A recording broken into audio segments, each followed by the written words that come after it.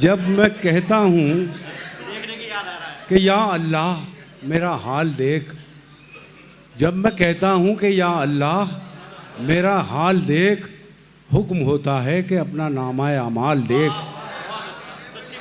और एक शेर ये है कि हम ऐसी सब किताबें काबिल ज़ब्ती समझते हैं, हम ऐसी सब किताबें काबिल ज़ब्ती समझते हैं कि जिनको पढ़ के बेटे बाप को खप्ती समझते हैं। ये दोनों शेर अकबर इलाहाबादी साहब के हैं। मैं कोशिश ये कर रहा हूँ कि कुछ पुराने शोरा का भी जिक्र इस हवाले से होता रहे, कुछ नए शोरा के भी शेर मैं सुनाता रहूँगा, ताकि ये उन्वान जो है नए पुराने चिराग, इससे भी हम आहंग हो जाए मेरी गुफ्तगू। मैं इस वक्त जनाब शाहिद गड़बड़ को देख रहा हूँ बहुत गौर से कि वो मेरी ही तरफ देख रहे हैं।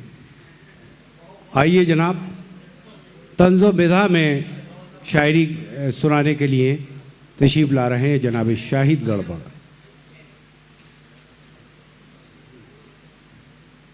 अच्छा, मोहतरमा सबा अज़ीज़ साहिबा से गुजारिश है कि वो यहाँ स्टेज पर आ जाएं, क्योंकि मुंतज़मीन हमारे बड़े हसास हैं। उन्होंने मुझसे कहा कि एक शायरा स्टेज पर सलमा शाहीन हैं और वो अकेली बैठी हैं, लिहाजा उन्हें कंपनी मिल जाएगी आपके आने से। जी पेश करता हूँ। एक रंडुआ, इलाही खैर, एक रंडुआ दूसरे रंडुए से बोला ए डियर, एक रंडुआ दूसरे रंडुए से बोला ए डियर, अक़्दे सानी कर ले अपना कोई लड़की देख कर, बोला शादी का न करना जिक्र मुझसे भूल कर, पहली ने मारा था मुझको बेलनों से उम्र भर।